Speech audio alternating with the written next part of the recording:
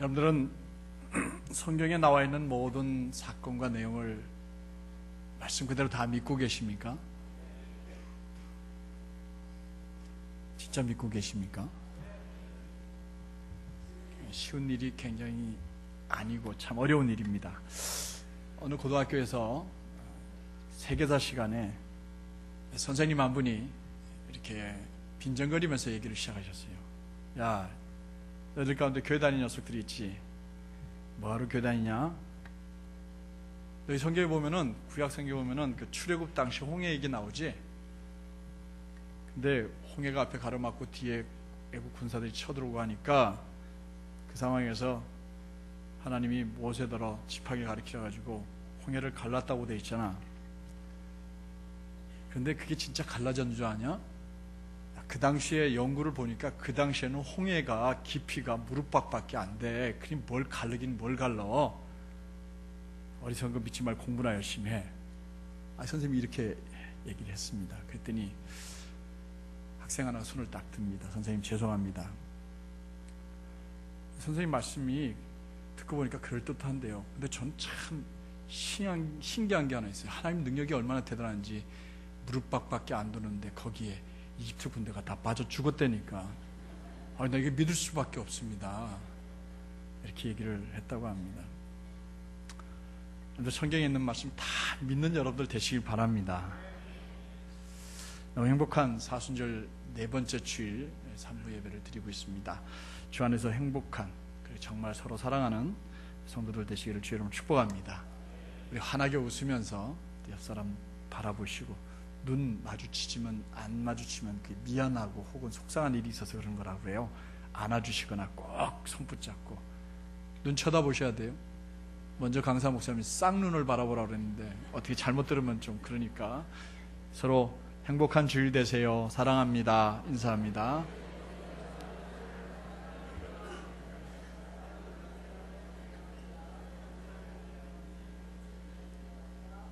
제가 보니까 저 뒤에 어떤 부분은 서로 눈을 안 쳐다보는데 다시 한번 눈을 좀 쳐다보세요. 예, 그래요.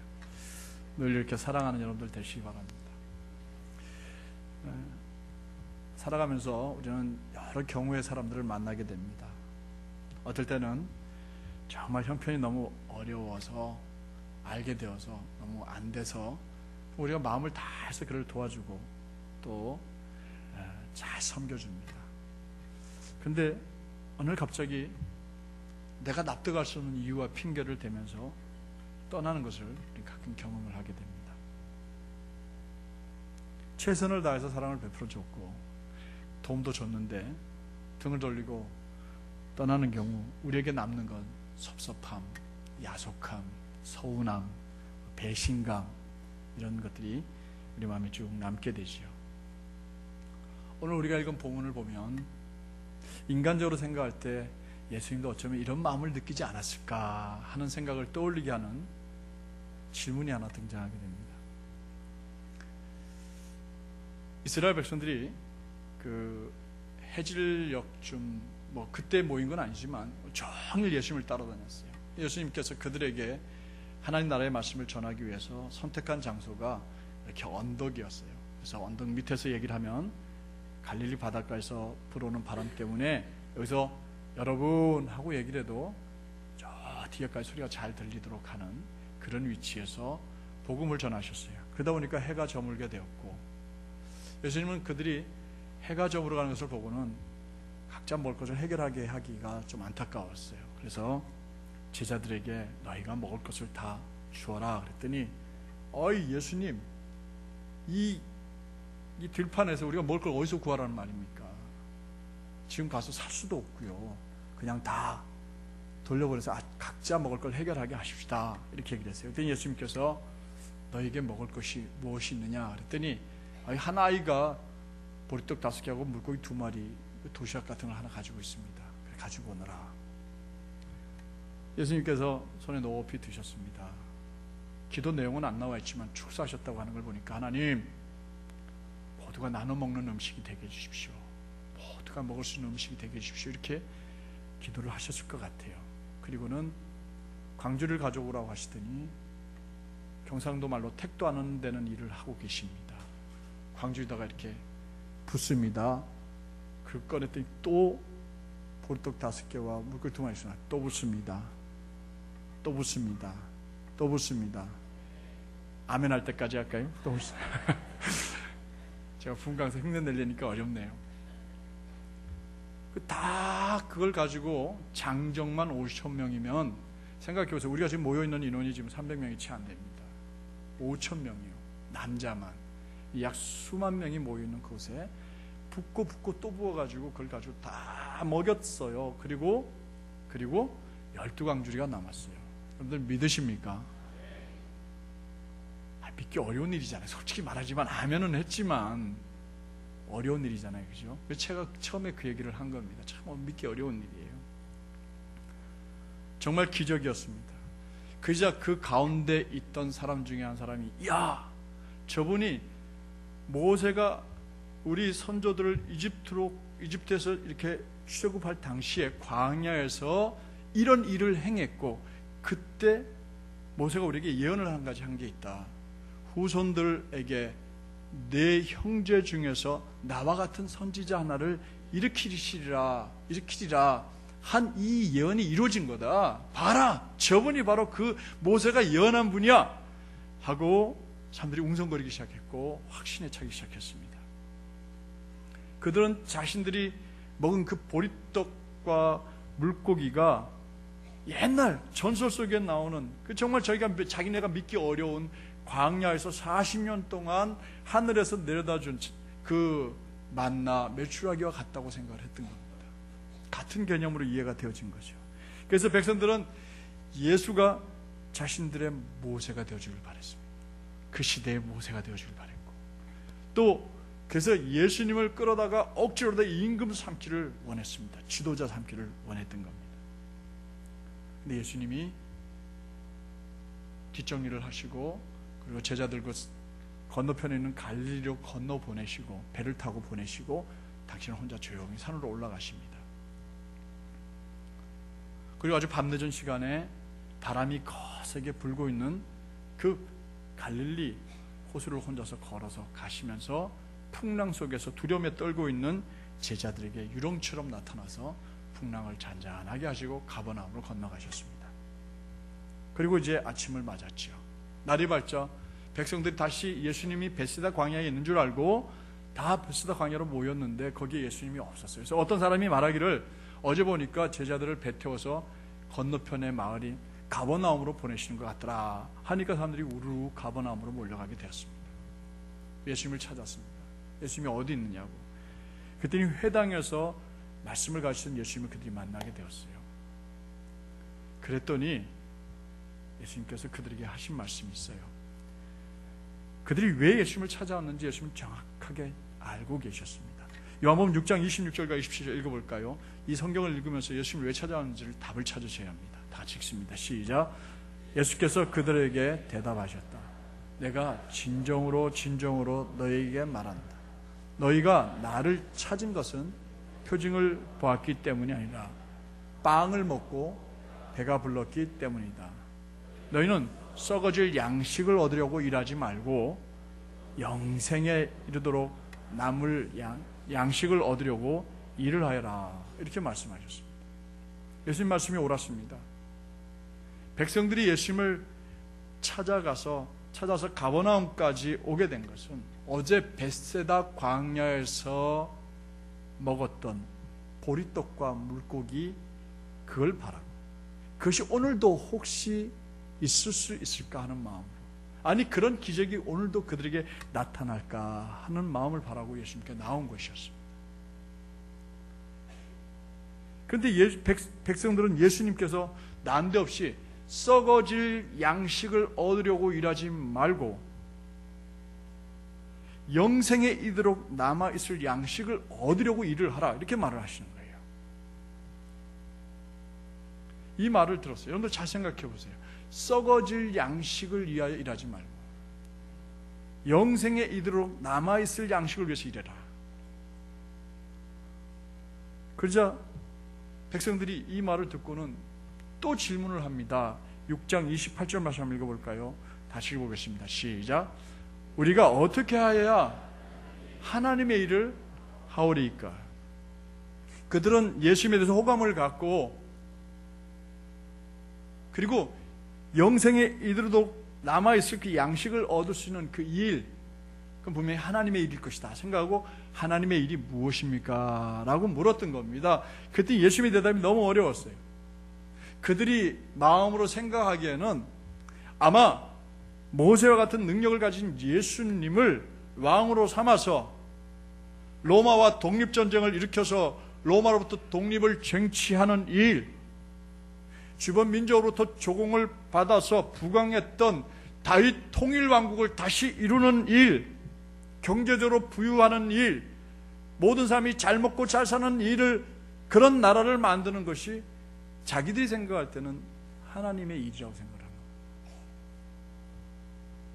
그들은 하나님께서 하나님의 왕국을 다시 이스라엘을 통해서 건설하기 위해서 기다리고 있었고 메시아를 기다리고 있었던 상황이었어요. 이 하나님이 원하시는 일은 그들은 그저 그것이었어요. 이스라엘을 다시 회복하는 것. 이스라엘을 다시 회복하는 것. 근데 예수님의 말씀은 완전히 엉뚱한 대답입니다. 이렇게 황당한 얘기를 하시더니 그 다음 얘기를 또 이어가십니다. 예수님께서 말씀하신 하나님의 일은 그런 무슨 대단한 일을 하고 건축을 하고 나라를 세우고 이게 아니고 하나님께서 보내신 나를 믿는 것이다 라고 말씀하셨어요. 하나님의 일이 뭐라고요? 여러분들도 헷갈리니까 이제 대답을 잘 못하시는데, 하나님의 일은 교회를 크게 세우고 뭐 대단한 능력을 행하고 이스라엘을 회복하고 나라를 세우고 이게 아니고, 하나님의 일은 뭐냐? 하나님이 보낸 나를 믿는 것이다 라고 얘기합니다. 여러분들 깜빡하고 졸아버리면 오늘 설교 무지 어렵습니다. 집중해서 들으십시오. 그러니까 말이 어려우니까 당연히 백성들이 또 묻겠지요. 물었습니다. 뭐라고 물었는지 6장 30절에 함께 같이 읽어보겠습니다. 다 같이 읽어봅니다. 시작. 그들은 다시 물었다. 우리에게 무슨 표징을 행하셔서 우리로 하여금 보고 당신을 믿게 하시겠습니까? 당신이 하시는 일이 무엇입니까? 하나님의 일을 물었더니 나를 믿는 게 하나님의 일이라고 하니까 이 사람들이 자꾸 어려워지니까 결국 예수님을 믿는 일과 뭐와 연결을 짓느냐면 표징, 기적과 연결을 지었던 겁니다. 다시 말해서 또 무슨 기적을 일으키시고 그것을 본 우리들이 당신을 믿게 해주시려고 하시는 겁니까? 그러니까 우리에게 무슨 기적을 또 보여주시렵니까? 라고 이렇게 물었던 겁니다. 그러면서 그들은 조상들이 하늘에서 내려다 준 떡, 즉 만나를 먹은 것 같이 어제 베세다 광야에서 먹었던 그 맛보았던 오병이어의 기적을 또 우리에게 보여주시면 우리는 당연히 당신을 믿을 수밖에 없지 않습니까? 이런 얘기였죠. 그러면서 그들은 말합니다. 그 떡을 항상 우리로 하여금 먹을 수 있게 해달라고. 그러면 우리가 예수님을 믿겠다고 그렇게 말했습니다. 그들은 어떻게 하나님 앞에 예수님으로부터 매일 그 떡을 먹기를 원할까요? 아마 두 가지예요. 하나는 날마다 뭐 보리떡 5개 물고기 손에 들고 하나님 우리 모두가 나눠 먹을 수 있게 해주세요. 그러면 이게 오병이어의 기적이 나타나서 5,000명이 먹고, 아니 수만 명이 아니고 수십만 명이 먹고도 광주리로 남는 일을 또 해달라 이런 말이에요. 그러면서 다른 한편으로는 당신이 모세와 같은 지도자가 돼서 나라를 뒤집어 보십시오. 그러면 우리가 부강한 나라를 만들게 되고 로마로부터 독립하게 되고 그러면 우리는 잘 살게 될 것이고 우리는 매일매일 먹을거리를 걱정하지 않게 될 것 아니겠습니까? 하고 그러기를 바랬던 거죠. 그렇게만 만들어주면 우리는 당신을 믿을 수밖에 없지 않습니까? 라고 질문을 했던 겁니다. 그럴듯하잖아요. 근데 예수님은 백성들에게 계속 이해가 되지 않는 어려운 말씀을 하십니다. 6장 35절에 뭐라고 말씀하는지 한번 읽어볼까요? 시작. 나는 시작 지금 방송실 졸고 있습니다. 6장 35절입니다. 다 같이 읽어봅니다. 시작. 나는 생명의 떡이니 내게 오는 자는 결코 줄이지 아니할 터요 나를 믿는 자는 영원히 목마르지 아니하리라. 당신을 믿게 할 수 있는 기적을 보여달라고 하시는데 주님은 그 기적에 대한 얘기를 전혀 안 하시고 내가 생명의 떡이다. 내게 와라. 그러면 너희가 영원히 배고프지 않을 것이고 너희가 영원히 목마르지 않을 것이다 라고 말했습니다. 백성이 더 헷갈리기 시작했습니다. 정말 헷갈립니다. 예수는 지금 우리에게 매일매일 먹을 떡, 빵을 허락하시고 우리로 하여금 이 로마로부터 해방되어서 자유를 얻어서 우리가 마음껏 누리는 삶을 살 수 있는 길을 우리에게 인도해 달라고 하고 있는데 나를 먹어라. 내가 생명의 떡이다. 나를 믿어라. 내게 오는 사람은 영원히 줄이지 않고 내게 오는 사람은 목마르지 않을 것이다 라고 얘기하니까 얼마나 헷갈립니까? 남의 다리를 긁는 소리를 하고 계시는 것 같았어요.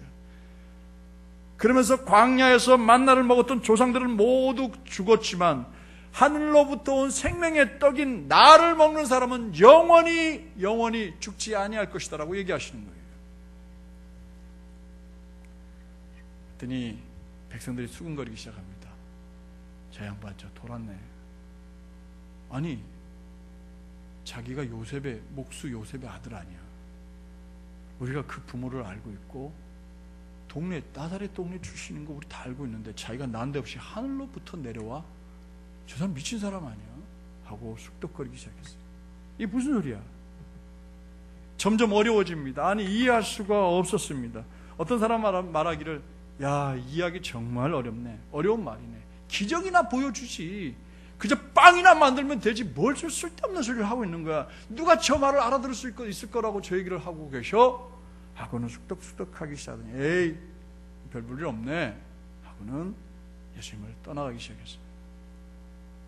예수님과 함께 다니지 않았습니다. 그들이 다 떠나고 나서 예수님께서는 당신 곁에 남아있는 12 제자들에게 물었습니다. 너희도 가려느냐? 라고 말이에요. 저는 이 말씀을 준비하면서 섬찟했습니다. 너희도 가려느냐? 라고 하는 말이 말이에요. 그렇다면 백성들이 예수님을 떠난 이유가 뭘까요? 두 가지예요. 하나는 표면적인 이유예요. 드러난 이유예요. 그 드러난 이유는 뭐냐? 예수님 말씀이 어렵다는 거예요. 예수님 말씀이 어렵다 이거예요. 가르침이 어려운 거예요. 어렵다는 말이죠. 그냥 눈에 보이는 쉬운 것들, 사람들이 혹할 수 있는 신기한 것들, 호기심을 자극하는 일들, 흥분하게 만드는 일들, 필이 팍 와서 꽂히는 그런 어떤 일들은 어렵지 않아요. 그런 일이 벌어지면 사람들이 꾸역꾸역 모여듭니다. 그들이 바랬던 것은 그런 일들이었습니다. 우와! 보리떡 5개로 이 많은 사람을 먹여 우와! 하고 몰려들게 만드는 그런 일을 원했던 겁니다. 그런데 놀랍게도 오늘 이런 마음으로 예수 믿는 사람이 너무 많다는 거예요. 오늘 여기 앉아있는 우리들 가운데 참 많은 분들이 이런 마음으로 예수를 믿고 있다는 거예요. 여러분들이 하나님 앞에 기도하는 내용 가운데 태반이 기적이 필요한 내용들입니다. 기적으로 병을 달라고 우리는 기도하고 있어요. 기적으로 관계가 회복되게 해달라고, 우리 가정이 회복되게 해달라고 기도하고 있습니다. 하나님, 내가 로또 복권을 몰래 사놓았는데 오늘 당첨될 줄로 믿습니다. 기적입니다. 기적으로 우리 공부 좀 못했지만 우리 아들 꼭 이번에 좋은 대학에 가게 해주십시오. 기적입니다. 우리의 눈으로 볼 수 있는 놀라운 기적을 우리에게 일으켜달라고 우리는 예수님께 나와 정말 매일 매달려 기도합니다. 우리가 하나님께, 주님께 바라는 대부분의 것들은 온통 기적이 필요한 것들입니다. 우리들에게 기적을 보여주시면 우리는 확실하게 예수님을 믿을 수 있다고 말합니다. 그러면 또 확실하게 내가 기적을 맛본 것을 가지고 동안교회 갔더니 이런 기적이 있더라고 내가 말할 수 있지 않습니까? 그게 증인 아닙니까? 그게 곧 전도 아닙니까? 하나님 우리에게 기적을 보여주십시오 라고 부르시는 겁니다. 오늘 여기에서 제가 앞을 못 보는 분을 이렇게 세워서 이제 나오십시오. 성령님이 제게 필을 주셨습니다. 할렐루야. 역사가 일어날 겁니다. 이제 나오십시오. 내가 예수 이름으로 명하노니 앞 못 보게 한 귀신아 떠나갈지어다. 에바다 열릴지어다. 했더니 이분이 목사님 뭐가 보이는데 이게 뭡니까? 하고 기적이 일어났습니다. 왜 아멘 안 하세요? 그런 기적이 일어났다고 칩시다. 그러면 우리 교회는 어떤 일이 벌어질까요? 갑자기 막 전국에 암 못 보는 분들이 다 몰려올 겁니다. 제가 여기서 암에 걸리는 어떤 분을 세워놓고 예수 이름으로 명하노니 암덩어리를 빠져나갑시다. 그리고 힘을 줬더니 이분 그냥 그 자리에 서가지고 그냥 피똥을 배설을 해버렸다고 칩시다. 그리고 그 자리에서 할렐루야 하고 막 뛰어다닌다고 칩시다. 그러면 우리 교회는 어떻게 될까요? 빨리 교회 터 알아봐야 되고 교회 짓는 문제 가지고 장로님 빨리 상의해야 됩니다. 우리는 굳이 전도 안 해도 여러분들이 감당할 수 없는 교회 부흥이 일어납니다. 예수님께서도 이런 기적을 보여주셨습니다. 벳세다 광야에서 그런 기적을 보여줬습니다. 구름대같이 사람들이 몰려왔어요. 그런데 예수님은 그들이 원하는 기적을 더 이상 보여주지 않았습니다. 그리고 너희는 나를 믿으라. 나를 믿는 것이 하나님의 일을 하는 것이다 라고 얘기하는 순간 그들은 다 가버렸습니다.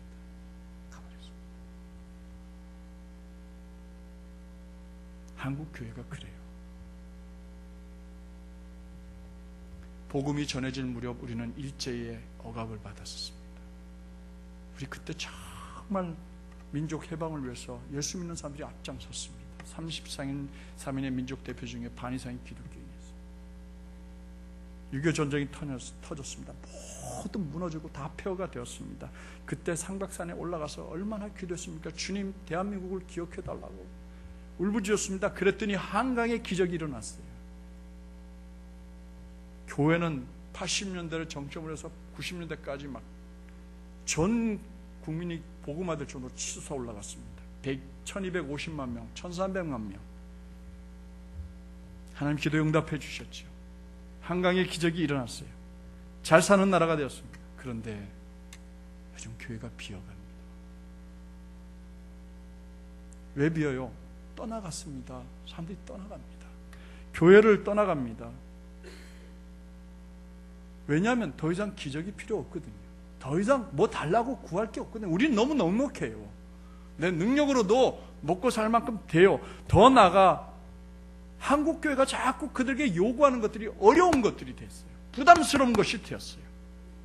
점점 우리들로 하여금 즐겁게 신앙생활을 하는 게 아니라 자꾸 큰 부담을 만들어줘요. 그러다 보니 쉽고 편안한 교회, 안락한 교회, 세련된 교회, 큰 교회를 찾게 됩니다. 교회는 백화점 고객 유치하던 것처럼 마케팅과 이벤트를 벌려가지고 성도들을 불러 모으려고 합니다. 그런데 진짜 떠나게 돼요. 하나님 말씀을 바로 듣는 사람들, 하나님 말씀이 어렵게 선포되니까 떠나더라고요. 예수님께서는 그들이 떠나는 그 표면적인 이유가 아니라 내면적인 이유를 잘 알고 계셨습니다. 그들이 왜 예수님을 떠났냐면 자기들이 예수를 이용하지 못하게 됐기 때문이에요. 예수님이 자기들 마음대로 조정이 안 되기 때문에 그들은 떠났습니다. 그들은 자기들이 원하는 예수를 통해서 이루고 싶었던 것이 있었던 겁니다. 그들이 떠난 이유는 그들의 바람대로 예수가 안 움직여줘요. 예수님이 내가 원하는 대로 뭐든지 좀 해주면 내가 예수 잘 믿을 텐데 그렇게 안 해줘요. 그들은 예수님께서 출애굽 시절에 광야에서 모세와 같은 지도자가 되게 주기를 원했어요. 광야에서 모세가 하나님께 기도했더니 40년 동안 그들은 배골지 않고 살았어요. 옷 하나 헤어지지 않아요. 구름 기둥 불기둥으로 그들이 인도함을 받았어요. 바위를 치면 물이 나왔어요. 쓴물도 단물로 바꿔주셨어요. 아말렉과 싸울 때 모세는 높이 손을 들었는데 짝대기 들고도 아말렉을 때려 부셨어요. 예수님이 지금 벳사다 광야에서처럼 보잘것없는 거지만 들고 축사하셔서 우리 모두 배불리 먹게 만들고 모세처럼 위대한 지도자가 되어서 팔을 높이 드는 순간 로마 군인들이 팍팍 자빠져버리고 하는 이런 놀라운 일을 바랬습니다. 근데 안 하시는 거예요. 이런 바람은 놀랍게도 12 제자들의 바람이었습니다. 왜 그런지 아세요? 어느 날 예수님이 한테 우리 어느 나이 많은 여자분이 찾아왔어요. 예수님, 제가 좀 부탁드릴 게 있습니다. 보니까 예수님이 제자 가운데 야고보 요한의 어머니였어요. 어쩐 일이시냐고, 뭘 부탁하시려고 하냐고 그랬더니 예수님이 이렇게 부탁을 했습니다. 마태복음 20장 21절입니다. 뭘 부탁했는지 한번 읽어볼까요? 시작. 나의 이 두 아들을 선생님의 나라에서 하나는 선생님의 오른쪽에 하나는 선생님의 왼쪽에 앉게 해 주십시오. 무슨 얘기입니까? 이 세베대의 아들의 어머니는, 세베대 부인은 한 가지를 분명히 믿었어요. 예수가 나라를 세울 것이라는 믿음이에요. 예수가 나라를 세울 것이라는 믿음을 가졌어요. 그래서 나라를 세우게 되면 당연히 농공 문제가 생겨나게 될 거고, 공에 따라서 자리를 배정하게 될 때 내 아들을 좌의정 우의정 되게 해달라, 이 말이에요. 어머니로서 얼마든지 부탁할 수 있는 일이에요. 그런데 이 말을 들은 제자들의 반응을 보십시오. 마태복음 20장 24절 말씀입니다. 함께 읽어봅니다. 시작. 열 제자가 이 말을 듣고 그 두 형제에게 분개하였다. 분개하였습니다. 가룟 유다만 분개한 게 아닙니다. 베드로도 요한도 모두 분개했습니다. 내가 수제자인데, 내가 예수를 위해서 얼마나 수고를 했는데 왜 너희들이 앞서? 하고 화를 냈던 겁니다. 자기들도 역시 하나님 나라가 회복될 때에 예수님의 좌우편에 앉기를 원했던 것입니다. 이것이 제자들의 모습입니다. 아니, 이것이 부끄럽지만 여러분들 담임 목사 박상진 목사의 모습입니다. 정말 부끄럽지만 저 역시 인간적인 바램과 욕심을 갖고 역시 예수님을 이용하고 싶어 했던 사람 중에 한 사람은 아니었나 하는 생각을 말씀 준비하면서 정말 많이 생각해 보았습니다. 저는 삼천성교회에서의 동안교회로 부르심을 받았을 때 이 교회를 부흥시키는 것이 하나님께서 제게 맡겨주신 하나님의 일이라고 믿었습니다. 지금도 믿고 있습니다. 이 교회당을 성도들로 가득 채워 빈자리가 없게 만들어지고 또 교회의 어려운 문제를 하나하나 해결하는 것이 하나님이 제게 맡겨주신 일이라고 저는 지금도 믿고 있습니다. 더 나아가 교회를 부흥시켜서 외국에 나간 선교사님들 물질적으로 지원해주고 그들이 잘하고 있는지 외국여행 그리고 선교지도 방문하고 소문이 나서 다른 교회에서 좀 와서 말씀 좀 전해달라고 강사로 부르고, 이게 뭐 잘못된 일 아니잖아요. 그죠? 하나님의 일 맞죠? 나 그만하랍니다.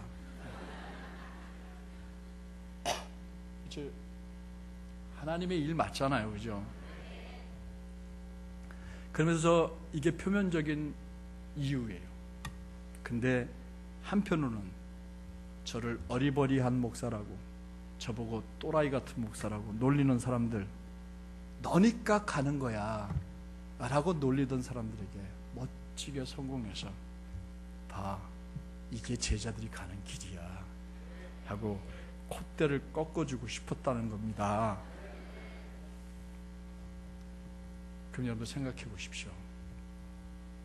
하나님의 일입니까? 부끄럽지만 저는 이 말씀 준비하면서 이건 하나님의 일이 아니라고 생각합니다. 다른 목사들 얘기가 아닙니다. 오늘 제 얘기입니다. 저는 다른 사람들 목사님들 얘기할 자격이 없는 사람이에요. 뒤돌아보니 정말 많은 부분이 저의 욕망을 하나님의 일로 포장하고 여기까지 달려온 거예요. 말씀을 묵상하면서 좀 부끄러워서 견딜 수가 없었습니다. 날씨 화끈화끈해져서 견딜 수가 없었습니다. 며칠 전 집사람한테 이렇게 고백을 했습니다. 내가 목사 맞냐고. 어제 제 친구 김석진 목사에게 내가 이런 목사라고, 정말 너무 부끄럽다고. 제 친구가 말합니다. 그런 걸 의식할 수 있는 목사면 살아있는 거야 라고 말하더라고요. 그리고 제 스스로 물었습니다. 지금 하나님께서 보내신 예수님을 내가 지금 잘 믿고 있는 걸까? 그리고 스스로 대답해 보려고 노력했어요. 저는 왠지 자신이 없어요. 내가 지금 예수를 잘 믿고 있는 거다라는 말에 자신을 할 수가 없어요. 왜냐하면 저는 예수님을 믿고 전한 사람으로 살아왔다기보다 예수님 앞에 선 군중들처럼 제 배를 채우고 싶어 했습니다. 욕망의 배를 채우고 싶었습니다. 제 명예의 배를 채우고 싶었습니다. 성공한 목사라는 세속적인 꿈을 꿔왔습니다. 칭찬받는 목사가 되고 싶은 욕망, 사늘 앞에 과시하고 싶은 욕망으로 제 배를 채우고자 했습니다. 여러분들을 이용하려고 한 겁니다. 그렇게 달려온 삶이 주마등처럼 펼쳐지는데 얼굴을 들 수가 없어요.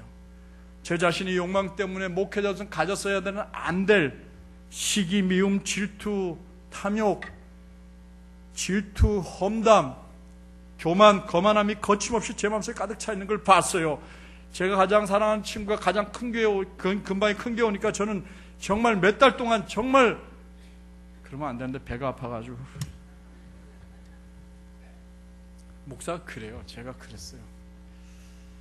이건 하나님의 일이 아니라 부끄러운 박상진 목사가 욕망의 덩어리라는 걸 좀 깨달았습니다. 말로는 모두 내려놓았다고 하지만 정말 내려놓은 것인지 돌아보지 않을 수가 없었습니다. 어느 분의 말처럼 어지간히 지자랑하네 이런 소리가 제게 들려오는 것 같았습니다. 그렇다면 하나님의 일인 하나님께서 보내신 예수를 믿는다는 게 뭘까요? 그게 무슨 의미일까요? 어떻게 해야 우리가 하나님의 일을 하고 예수님을 믿는 걸까요? 예수님이 나의 인생의 진정한 생명의 떡이며 예수님이 나의 참된 양식이며 나의 참된 음료 되심을 날마다 고백하며 살아가는 사람은 어떤 사람일까요? 예수를 바로 믿기 때문에 날마다 예수님을 먹고 마시기 때문에 우리는 최소한 세상 것에 목말라 하지 말아야 됩니다. 세상 것에 굶주려 하지 말아야 합니다. 세상 것을 이루지 못해서 갈급해하지 말아야 합니다. 그런 삶을 살지 않는 걸 말해요. 오늘 내가 치열하게 갈망하는 것, 내가 오늘 간절하게 소망하는 것, 나를 목마르게 하고 내 뼈를 마르게 하는 거기서부터 노임받아서 자유할 수 있어야 합니다. 온전히 기뻐야 합니다.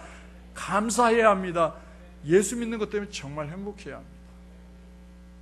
그게 예수님 믿는 거, 그게 하나님의 일이라는 말이에요. 오직 예수님만으로 만족하고 내게 주신 아이들 때문에 기뻐하고 내 가족들 때문에 너무 감사하고 내가 할 수 있는 이것으로 내가 어떻게 하면 하나님께 영광을 돌리며 살 것인가 하는 것을 고민하고 내게 있는 물질과 내게 있는 재능과 이것으로 어떻게 하든 하나님을 기쁘시게 해드리고 살아야 되겠다는 것 때문에 고민할 때 그 사람은 배가 부른 사람입니다. 목마름이 없는 사람인 줄로 믿습니다. 하나님의 인도하심을 받아가 살아가며 예수님의 이름으로 긍휼과 사랑을 베풀며 살아가는 삶을 의미합니다. 하나님 나라를 바라보면서 소망하면서 거기서 누리게 될 삶을 생각하며 사는 삶을 의미합니다. 저는 몇 년 전에 이용규 선교사님이 쓴 내려놓음이라는 책을 읽었습니다. 그 뒤에 더 내려놓음이라는 책을 읽었습니다. 지금 이제 새로 나온 책이 하나 또 생겼더라고. 그 이용규 선교사님은 서울대학교와 서울대학교 대학원을 나왔습니다. 국비로 장학생이 됐는데 하버드대 장학생이 되었습니다. 그리고 학위를 받았어요. 특별히 이 동남아와 관련된 그런 학위를 받고는 그는 보장된 미래를 다 버리고 몽골 선교사로 헌신하여 가셨습니다. 그리고 몽골의 조그만 학교에서 아이들을 가르치는 선생님이 되어 있습니다. 교수가 되어 있습니다. 그 선교사님이 이렇게 말했어요. 책에서 내 삶의 모든 것을 하나님 앞에 내려놓기로 한 결심은 제 인생의 가장 행복한 결심이었습니다 라고 말해요. 저도 그렇게 하는 것 같았어요. 동안교회 부임하겠노라 결심할 때 저는 이용규 선교사님처럼 하나님 앞에 모든 걸 내려놓는 것처럼 느꼈고 그렇게 말도 했습니다. 그러면서 와서 지내다 보니까 불평이 생겼습니다. 겨우 한숨을 돌려놓고는 다른 목사들 앞에서 목회자들 앞에서 우쭐거리고 거만을 떠는 목사가 되어가고 있습니다. 내 욕망과 내 바람을 하나님의 일이라고 포장하며 살기 시작했어요. 바로 내가 용서받아야 될 죄인임을 비로소 깨달았습니다. 그렇다면 목사님, 교회를 부흥시키는 일도 복음을 전하는 일도 선교를 나가는 일도 선교사를 돕는 일도 현장에 가보는 일도 모두 잘못됐다는 일입니까? 그건 하나님의 일이 아니란 말입니까? 아닙니다. 맞아요. 하나님의 일 맞아요. 그러나 거기에 내 이름이 드러나는 순간, 내 욕망이 채워지는 순간, 그것으로 내가 만족을 얻는 순간, 그건 하나님의 일이 아니 되는 겁니다. 내 일이 되는 겁니다.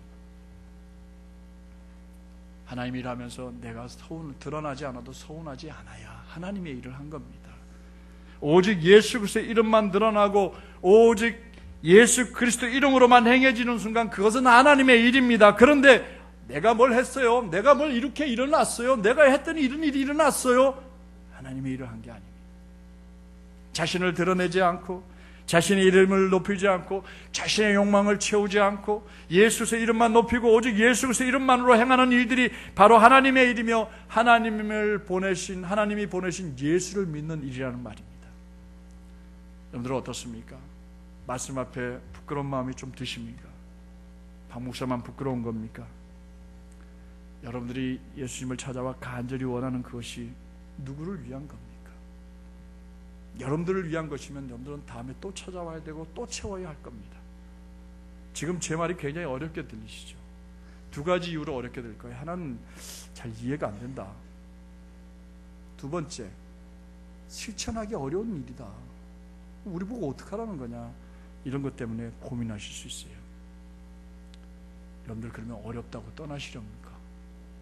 다음 주부터 동안교회 안 오실래요? 그런 분이 없기를 바랍니다. 아멘이 생각보다 적은 걸 보니까 다음 주에 또 교인이 주는 거 아닌가 모르겠어요.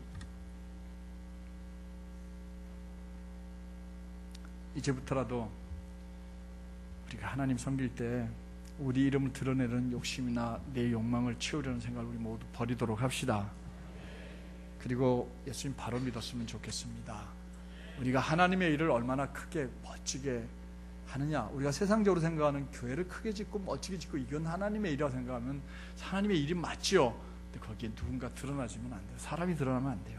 모든 일에 오직 예수 이름만 드러나는 삶, 그리고 더 나아가서 생명의 떡, 참된 양식, 참된 음료인 예수 그리스도를 먹고 마심으로 영생을 소유한 참된 성도들이 되고자 우리 모두 함께 노력하는 동안선교회 성도들 되시기 바랍니다. 이런 성도들이 모인 교회면 우리 교회 건강한 교회인 줄로 믿습니다. 행복한 교회가 될 줄로 믿습니다. 이런 교회라면 우리 누구에든지 우리 교회 한번 와보라고 말할 수 있잖아요. 그죠? 그게 전도인 거지요. 그게 교회를 소개하는 일이 전도인 거지요. 교회 좋은 소문이 나고 또 소문을 내면서 살아가는 분들에게 우리 교회 얘기하고 그분들 쭉 교회로 모시고 이러다 보면 교회는 자연스럽게 부흥되겠지요. 저는 죄송하지만 암을 고칠 능력이 없습니다. 저는 안진병을 일으킬 능력이 부족합니다. 그러나 여러분들에게 하나님의 말씀을 바로 가르치는 목사는 되고 싶습니다. 그래요. 여러분들의 생각과 좀 다르다고 어렵네 하지 마시고 떠나지 마시고 우리 함께 동안선교회를 통해 예수님 잘 믿고 행복한 교회를 만들어가는 우리 모두가 되기를 주님의 이름으로 당부합니다. 기도하겠습니다. 우리 옆에 분 손을 좀 잡으시죠. 우리 함께 이 시간에